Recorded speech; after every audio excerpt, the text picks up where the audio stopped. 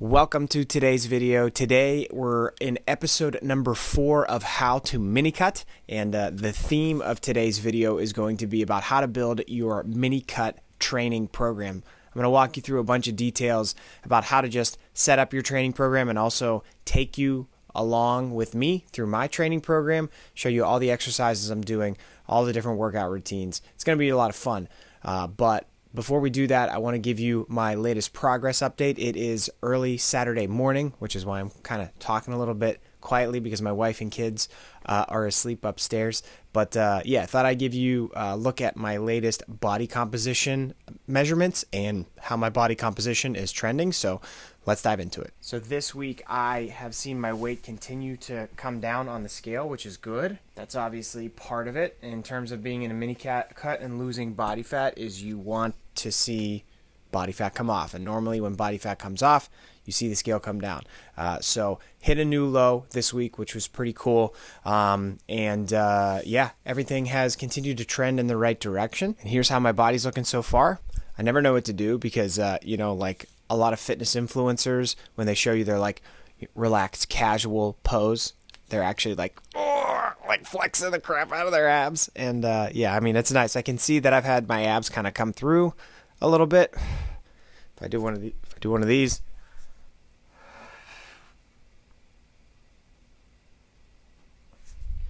like I've definitely lost body fat along my midsection, which is cool. Turn to the side here so you can see my left side. And we'll do a waist measurement next to see if that has changed. In the first week, it went down from 36 inches to 35 inches.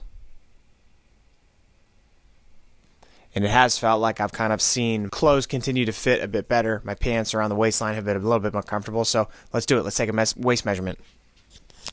Throw this hat on so I can keep the mic on while I do the waist measurement. Yeah, so this is always tricky. A lot of people and a lot of my clients actually, there's some user error when you do waist measurements because you just never know that you're doing it exactly in the same place every single time. So what I always encourage people to do is think about finding the top of your hip bone and then always using the top of your hip bone to measure straight across. Sometimes that'll line up with your belly button, sometimes it won't. But the thing about like your body, as you lose body fat, your skin is going to change. You're going to lose body fat along your midsection, and when you do that, your belly button position may change. So if you're always measuring at your belly button, well, if it slightly goes down, that could change your measurement. So you want to just always do straight across the waist. Your hip bones don't change. Your bones stay in the same place, hopefully. So I always encourage people to use the hip bone. And yeah, looks like we're down. And also, you don't want to pull like super tight. That's not the point of the measurement. The point of the measurement is just to, get it snugly across your waist. And what we're looking at today is the waist measurement has gone down to, 34 and a half. So lost a half inch on my waist over this period of time, which is pretty cool. Body composition continues to lean out and trend in the right direction. Nutrition, we talked about that in last week's video. Nothing has changed. Have not changed a single thing. I don't think that I will going into next week either. Training, we're going to dive into all of that today, so you'll see how training went, but training has gone really well. I've actually continued to see, if anything, my performance slightly go up, which is really cool. And yeah, all is going well so far. Not a ton of big struggles other than the weekends, I would say, or maybe the biggest struggle. During the week, the work week, there's so much going on. It's so easy to be in like a specific routine that I don't notice much hunger or cravings or anything like that. But on the weekends, the routine changes because we're all home doing stuff with the family, not having the same meals at the same times. And I talked last week about why that's so important. But when you got 3 kids, it's hard to, stay in a regimented thing for your mini cut. Like they don't care, and they shouldn't. And I don't want them to. So the routine gets a little bit out of whack over the weekends, which has been a little bit more of a challenge. Also had some challenges with sleep, with just kiddos not sleeping through the night, but those have been little blips on the radar. Overall, everything has gone really well. So let's not belabor the point anymore. Let's get into talking about training this week and how to build your mini cut training program. So let's talk about maintenance volume, because maintenance volume is really something important to know. It's important to know that you can do a volume of weight training that will allow you to maintain your progress, maintain all of the hard work that you've put in. And it's actually considerably lower than the amount of work you had to put in and the amount of intensity you had to put in order to build muscle and in order to make progress the first time around. So research seems to suggest your maintenance volume would be around like a third of the volume you did to build that muscle, to make the progress you've made. So if you think about like any individual muscle group, let's say you're training chest and you've built a lot of muscle in your chest and you've been doing 15 sets of chest across the week, 15 sets of chest per week, legitimately hard sets of training your chest. Well, if we understand that maintenance volume says you can do about a third of that to maintain it, that means you can drop your training volume for your chest down to about 5 sets for the week and maintain all of your progress. It probably makes a lot of sense to drop your sets down to 5, right? Drop that chest volume down to 5 sets a week, because you're not going to be able to build muscle in this mini cut. It's a short period of time where you can't build muscle, but what you can do is maintain it and make this entire process as sustainable as it possibly can be. So that's what you can do. And that's what I've done with my training. Is for most of the muscle groups I've been training previous to this mini cut, I was in a bulk previous to this mini cut, what I have done is drop the volume down on just about everything. Now, it varies for each muscle group. Some muscle groups I'm training more, some muscle groups I'm training less. But in general, I've used that maintenance principle to help guide my training and put myself in a position where I'm not overly stimulating, I'm not overly challenging myself, I'm not putting myself in a position where I cannot recover from this stuff and I'm so unbelievably sore and tired and fatigued that I just burn out of the entire process and have to quit and then never see the progress I want to make with fat loss, or have to start all over once I feel like I've recovered myself.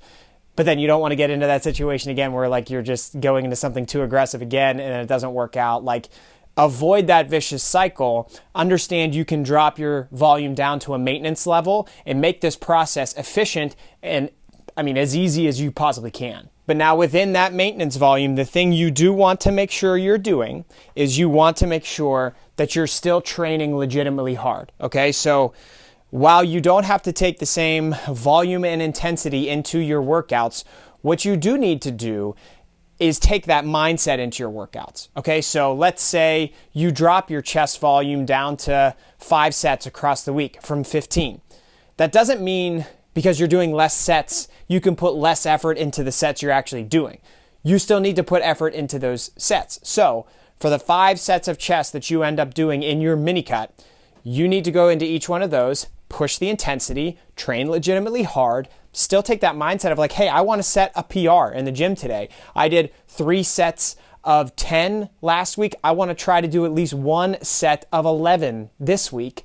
And if you take that mindset in, you'll be giving your body the stimulus it needs to just hold on to the muscle mass that you have while you lose body fat. And that's really the stimulus situation we're trying to create. You go into the gym, you give your body enough of a stimulus where it says, okay, well, we have to maintain muscle mass because Chris is doing really challenging stuff in the gym, but he's in a calorie deficit. So where are we going to get that energy to get through the day? Oh, we'll use body fat as a source of energy to get through the day.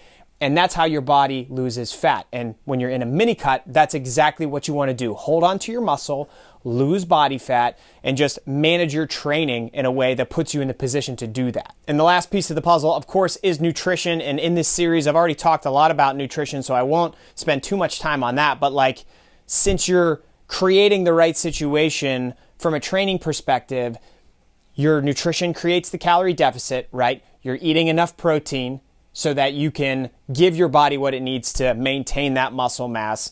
And then when you're in a calorie deficit, you lose that weight from body fat. So that's really like the careful balance that you want to strike in a mini cut. And yeah, for me, so far, it's going pretty well. I'm 2 weeks into this thing, and I've seen pretty good progress. So just going to keep chugging along. This is the midway point, and I'm excited to see how things play out over the final 2 weeks. Something that I thought would be fun this week is to take you through all of my training sessions from the previous week and just talk over the exercises that I'm doing and give you some context regarding what I'm doing in the gym, why I'm doing it. These can help you if you do a mini cut. They can also just help you with your training. You may find some of the technique pointers that I'm focused on to be interesting. You also might learn some new exercise variations or some new tips and tricks for exercises you're currently doing. So we're going to dive into that now, and I hope you enjoy it. Thank you so much for watching this week's video, and yeah, I'm excited to keep this series going. Let's dive into the training footage. So I start this workout by hitting biceps. That's actually one of the muscle groups I was prioritizing in a specialization cycle before I started this mini cut. So I'm starting with biceps because I want to continue to, maintain and prioritize that progress I made in the previous training block. So I start with free motion curls, and you'll see that for this exercise, it's one of my favorite bicep exercises actually because of how it feels to me. It's one of the best mind-muscle connection exercises I have for biceps. And I think that's something important everybody can and should focus on is like when you're doing an exercise, how effectively do you feel it in the target muscle that you're training? Some exercises for some people are going to feel great. They may feel like nothing to somebody else. Like I may do a bicep exercise like this free motion curl. I feel it so well in my biceps, which is why it's one of my favorite exercises. And it's one that I have in my program all the time. You might do this same exercise and like kind of feel it in your biceps, but also feel it in your shoulders and like your back. And it's just not a great exercise for you. You don't have the same mind-muscle connection. I encourage everybody to pay close attention to these exercises that you do in your program and try to see which ones really promote that good connection between you and the weight and feeling it in your muscle. And if you have exercises like that, those are the ones that you should probably continue to use in your program until they get stale or until maybe that mind-muscle connection falls off for whatever reason. But I love these free motion curls. And so what I'm focused on when I do this exercise is you'll see that it brings my arm back behind my body, back behind my torso a little bit. And I like that because it puts my bicep in a nice stretched position. Now we know from a lot of the research in sports science right now that when your muscle is in a stretched position, that might be and probably is where you're getting the biggest bang for your buck in terms of building muscle. So I like having an exercise for biceps that puts my bicep in that stretched position. And I'll pause there at the bottom for half a second to a second for each rep before I initiate the next rep. And then as I'm curling up, I'm really focusing on feeling that squeeze in my biceps. And then, at the top, then thinking about lowering the weight back down under control until I get back to that stretched position. Then I initiate another rep. So I really love these free motion curls. And then right from the free motion curls, I will then go into doing cable curls with a straight bar. So where I'm facing away from the machine on the free motion curls, with the cable curls, I'm turning around, I'm facing the machine, I'm using a straight bar. And the cable curl actually helps me focus more on the contraction. So the shortened part of the exercise of a bicep curl for your arms. So there's the lengthened position where your bicep is stretched, and there's the shortened position where your bicep is fully contracted.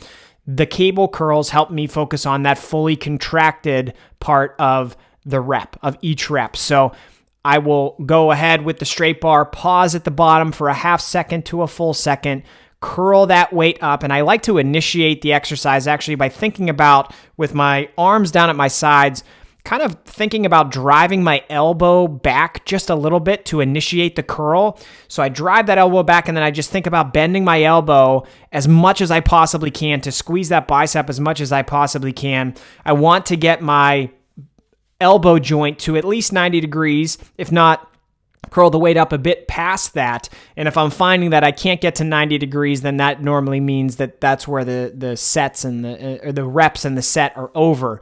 But thinking about driving that elbow back, curling the bar up as far as I can, and then lowering it back down under control to complete the reps. That's what I do for my bicep training to start this day one workout. From that, I go into doing my chest training for the day, and I'll start by doing an incline dumbbell bench press. Now, oftentimes people will say set your bench up at like a 45-degree angle. I have found that that's a little too high for me. It just doesn't sit well with my shoulders. So I lean my bench back just a little bit more laid back from there to do my incline dumbbell bench press.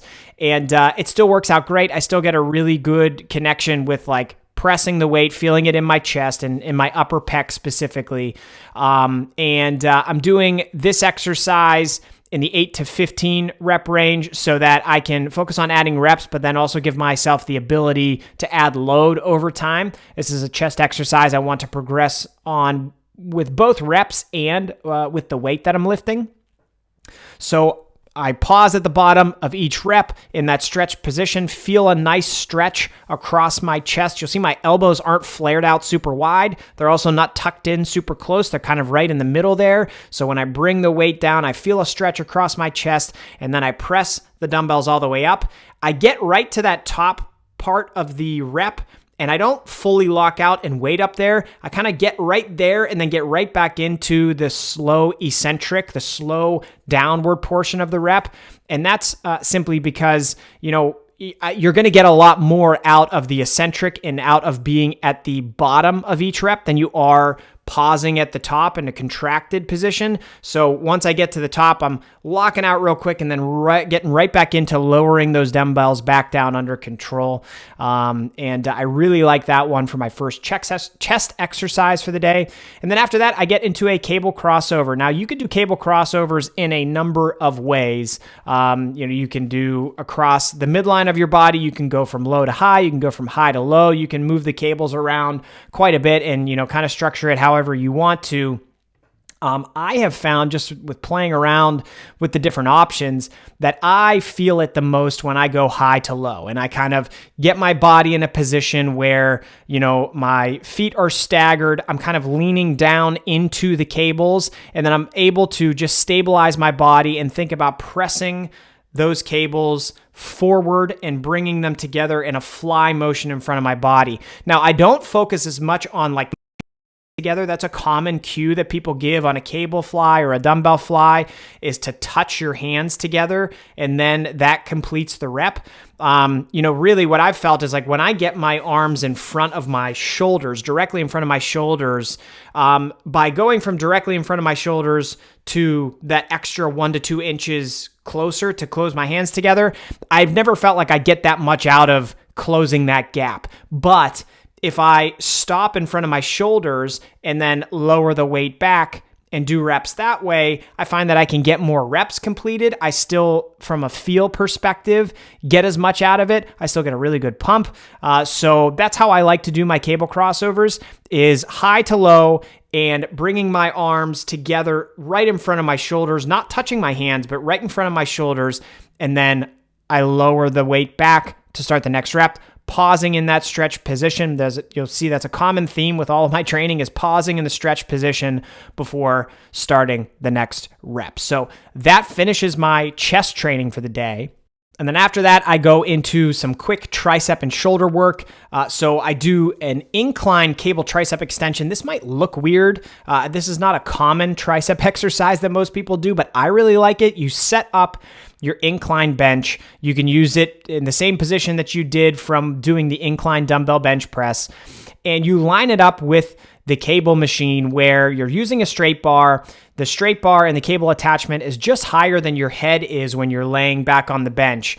And you reach back there, you get the bar, you pull it in front of your body, and you basically get it into position where, like, if you're thinking about if you did a standing tricep push down, you would have the bar in front of you, your arms at shoulder width, and you're going to be pressing the bar down. It's kind of the same thing as that, only the reason I like this variation of it is when you're doing a standing tricep push down and you get strong at it, you eventually get to a point where like the weight gets pretty heavy and it wants to pull you back into the machine, and there's some instability there, and you have to mess with your stance and worry about getting your shoulders involved in it. Well, I like this lying version because you're laying on the bench, all that instability is taken out of the equation. And in terms of pushing the weight down, it's not, the weight can get pretty heavy without pulling you. It's not going to pull you back into the machine like it might when you're doing the standing variation. You know, when it comes up every time, it's like almost wanting to pull your body into the machine. Well, when you're laying down, a lot of that instability is removed from the equation, and you can focus specifically on just targeting your triceps. And so the cues I use for this incline tricep pushdown are the same as a standing tricep pushdown, where I'm thinking about just extending, locking my elbows out at the bottom, lowering it back towards my face under control. At the very top of each rep, wanting to feel a stretch in my triceps, and I kind of just let my forearm come back as far as it can until it meets my bicep and there's really no more room there. Then I pause in that position and I perform the next rep. So I really, really like that variation. If you haven't tried it, give it a try. It takes a little bit of setup, but I think it's really worth it. And that wraps things up for day one. So we can get into day two now. And day two is a shoulder and back workout. Okay, so shoulders are another one of the muscle groups that I was prioritizing before I got into this mini cut. So continuing to prioritize them, starting things off with a leaning cable lateral raise. I like this exercise because it puts my lateral delt in a stretched position at the bottom of each rep. Shoulders are hard to get a stretch on the muscle. So if you find exercises where you can do it effectively and you want to build muscle, those are probably good exercises for you to use. For the leaning cable lateral raise, since I'm leaning away from the cable, it allows me to then bring at the bottom of each rep, my arm comes to the bottom, and then I can actually bring it past that bottom point. And when it comes past that bottom point, towards the cable machine is where I feel the stretch in my lateral delt. So I pause there, and then once I feel that stretch, then I initiate the rep, and I'm just thinking about swooping my arm outward and up, and I find it to be one of the best exercises for that lateral delt that I can do, that I prefer.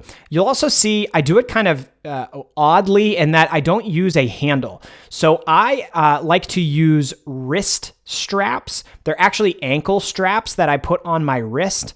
I learned this from the Hypertrophy Coach. So if you do not follow him on Instagram or on YouTube, I would recommend it.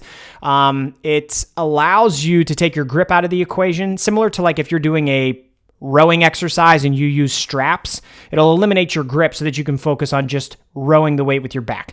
Well, with these shoulder exercises, some of them I like to use wrist straps connected to the cable so that I can focus on just the movement with my arm and not worrying about my grip and my forearm being able to hold on to the weight. I really, really like that. And so in place of the handle, I actually hold on to like a tennis ball or a lacrosse ball. It gives me that feel of holding something, which helps, but I'm using my arm and my wrist to actually, initiate the movement pattern, and that helps me put more tension on the outside of my shoulder, which is the whole point of the exercise. So if you haven't tried that, something to play around with. I really enjoy it.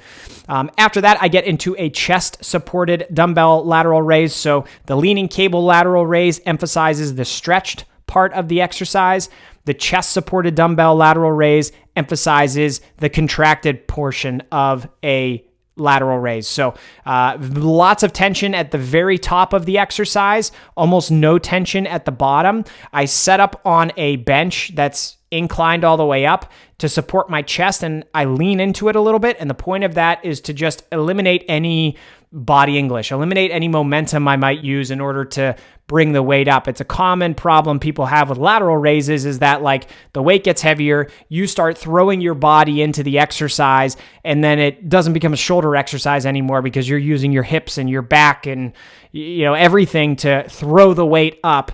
I don't want to get into that position of using too much momentum, so I support my chest and really focus specifically on just using that outside part of my shoulder to do the lateral raise, and I like it a lot. So those are the two exercises that I use to start and finish the shoulder training for the day, and then we move into back training. And it's really, really basic bread and butter back movements that I like to do. So the lat pull down, obviously I train at home. I have a functional trainer, so I don't have a lat pull down machine per se where you're able to lock yourself into it and use a lat pull down bar. I have to do lat pull downs from the ground. So I have a specialty bar to do that where I attach some handles, and it's still, the same movement pattern. It just looks a little bit different than you might do in the gym, but it still works out really well. I throw some Versa grips on, and what I do is I focus on thinking about bringing my elbows, almost tucking them down into my hips at the bottom. And when I can no longer tuck those elbows down, that's the bottom of each rep, then I'm controlling the weight on the way back up, all the way back up to the top until I feel a nice stretch along my lats at the top. I will pause in that stretched position.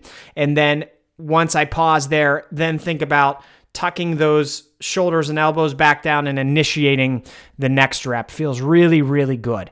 After lat pull downs, I go into a seated row. So a lat pull down is a vertical pull down, right? High to low. The next variation would be a horizontal pull, right? So a horizontal row, which is a seated row, you're pulling directly into your body. And so again, I set this up on my functional trainer.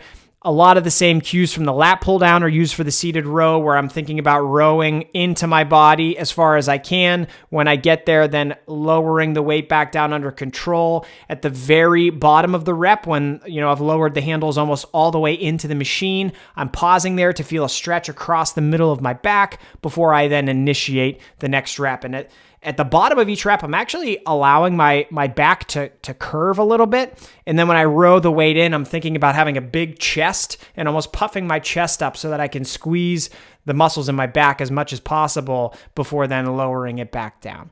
And the third and final back exercise I do in this workout is called the Helms row. Now, this is an exercise that was popularized by Eric Helms, who is a sports science researcher, bodybuilding coach. He's a genius with everything related to building muscle, honestly. And this exercise is one that he created where you're supporting your chest, but this allows me to do a row from the floor. So again, we have that high to low row, the vertical row. We have a row that's horizontal into the body, and then I always like to have a row from the floor. So this is my row from the floor where, my torso, it's not completely even with the ground. It's not aligned with the ground. It's a little bit elevated. So I have my chest up a little bit and I'm supporting my chest on top of an incline bench. And what I do is make sure that my chest is always touching that bench. It provides me with stability. And when I'm rowing these dumbbells, I'm thinking of not rowing the weight up, but almost swooping the weight back. So thinking about leading with my elbow in almost an arc and swooping it back towards my hips as opposed to like rowing it up towards my back. So swooping that weight back with the elbow, it's a really good exercise to target the lats in particular. And I've just recently started doing it, so I'm looking forward to seeing how I can progress with it. But it can be a little bit uncomfortable to support your chest on the bench, so you might have to stack up like a yoga mat or put a sweatshirt on top of it or something like that.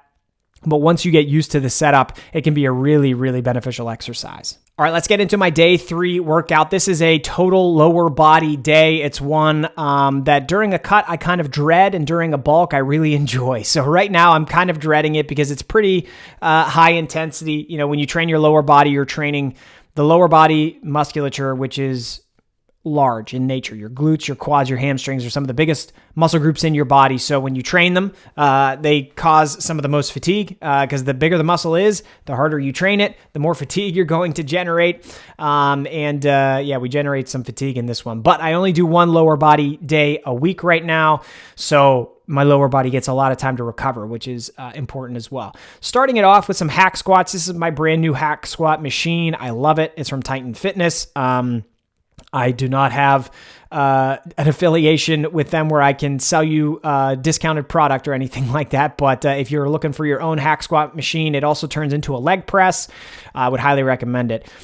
So hack squats start the day off. You'll see I stack some yoga blocks on top of my shoulders to do the hack squat. And the reason for that is because, every hack squat machine is going to be somewhat limited in terms of how deep you can get into a squat. So by adding yoga blocks and stacking them on top of my shoulders, I give myself really like an extra few inches of depth, right? So that removes the top of the machine from my shoulder a few inches, which means I can get that many more inches deeper into the bottom of the squat.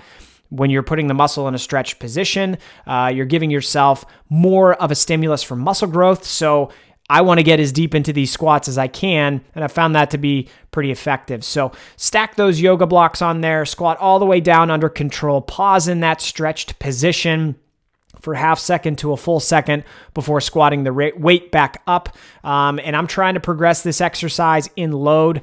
I'm probably not going to do much of that in this mini cut, but this is one where it's really a focus of mine for this year is to see how strong I can get on hack squats, which I'm excited to do. After that, I go into another quad dominant exercise, which is a seated leg extension. These are pretty self-explanatory. I feel like everybody does leg extensions for good reason. It's a good quad builder, but you pause at the bottom, get a little bit of stretch on that quad, then kick your legs forward, try to feel it in the quads the entire time. And if you're doing that, you're doing everything right. After that, I convert my machine from a leg extension into a leg curl, and it's basically the reverse of that, right? So now I'm going into leg curls where I'm thinking about kicking my feet back. The cue I like to use on leg curls is like, think about kicking your butt with your heels. You obviously can't do that in this machine, but if you think about that and lead with your heels, it can often be a good way to just try and cue this exercise and target your hamstrings. And something else I've been doing recently that I've liked is leaning forward while I do these seated leg curls. By leaning forward, you're going to put a little bit of additional stretch, like a natural stretch on your hamstring. And if you think about it, when your legs are fully forward on a leg curl, you're going to have a stretch on the bottom part of your hamstring. And then if you lean forward also in that position, you're going to put a stretch on the top part of your hamstring, and that'll mean your hamstring is fully lengthened. And again, we know when your muscle is in a lengthened position, you're typically going to be putting yourself in the best position to build muscle. So that's what I'm trying to do. And I've found that once I started leaning forward, I started getting a lot more sore from these leg curls, which tells me I'm doing something right. So I enjoy this one quite a bit. And then we just polish things off with doing some standing calf raises on the hack squat machine. Not a lot to write home about here. I think calf training is incredibly boring, but everybody needs to do it, I guess. I don't know. Sometimes I don't even do it, but doing standing calf raises in this block of training. And then I finish things off with my one ab exercise in the entire program. Yes, I'm doing one ab exercise. And that might surprise you, but it's true, okay? You don't need to do a full circuit of like 300 reps of abs to build abs. You just need to do a couple of them really well. All right, and on to my day 4 workout. I treat my day 4 workout as like a mishmash of adding extra volume and intensity to different muscle groups that either didn't get it earlier in the week or that I want to add a little bit more. So this is primarily a bicep and shoulder workout with a little bit of chest sprinkled in. I start off with incline dumbbell bicep curls. I love this because it allows me to bring that arm back behind my torso, right? So talked about this a lot. This is similar to the free motion curl where when my arm comes back behind my torso, I'm feeling more and more of a stretch on the bicep at the bottom. And then I can curl up from there. Getting the bicep in that stretch position is really, really beneficial for muscle growth. So that's why I love this as a dumbbell bicep exercise. And, if you have a pair of dumbbells and are looking to get the most out of bicep training, this is probably an exercise you should have in your program. I also feel it. It just feels amazing. It hurts. It hurts like hell, but it feels amazing on that muscle. And so I really love it. And then I go into some rope hammer curls. I like to have a hammer curl variation in my program somewhere because, it's important to train the biceps, but the brachialis also runs up through that area, and it's an important muscle in your forearm and for overall just like limb health and strength. It's a good exercise for you to have in there. I have always gotten more out of the rope hammer curl variation as opposed to the dumbbell hammer curl variation. I find that when the dumbbells get heavier, my elbows kind of tend to flare in and out all strangely. And I also seem to bring my elbow way forward. I just can't balance it the right way. But when I do it with the rope attachment and when I do it on a cable machine, it feels like the cable and the rope help stabilize things more. There's a bit more flexibility with my hands and wrists with the rope attachment to get in a position that's comfortable for me. And then I can hammer out some really good hammer curls. And I feel like I get a lot out of it. So big fan of that one. Then I go into shoulder training for the day. I do this cable Y raise where you're thinking about stepping in front of the cable and letting it bring your arm back behind your body a little bit. This is similar to the dumbbell stuff where I say like you get your arm behind your body, you're going to feel a stretch on the muscle. Well, in targeting your lateral delts, if you on this Y raise allow your arm to come back behind your body a little bit, you'll feel a stretch on the outside part of your shoulder. Pause there for half second to a second, and then initiate each rep by thinking about essentially making a Y. Like if you're going to go touchdown, right? Think about bringing your arm out and up to the side, get it to at least shoulder height. You can go a little higher if you want, and then lower it back down under control until you get to that stretch position again at the bottom. Huge fan of that exercise. And then after that one, go into a cross body cable lateral raise. This is a strange exercise, but it really works for me where I had the Y raise where my arm's being pulled behind my body. In this crossbody one, my arm is being pulled across my body from the front, and it's just a little bit of a different angle on my lateral delt. Training shoulders is often about like the different positions you can get your arms and your shoulders in to train, and like little variations in the angles that you use can go a long way if you want to build bigger shoulders. So I do this cross-body lateral raise one where I think the cue that I use is actually like, think about you have a sword in like its holster, right, on your hip. And you're taking that sword and like flicking it out. I heard Jeff Nippard say that. You take your sword from your hip and you're flicking it out, like you're getting ready to fight.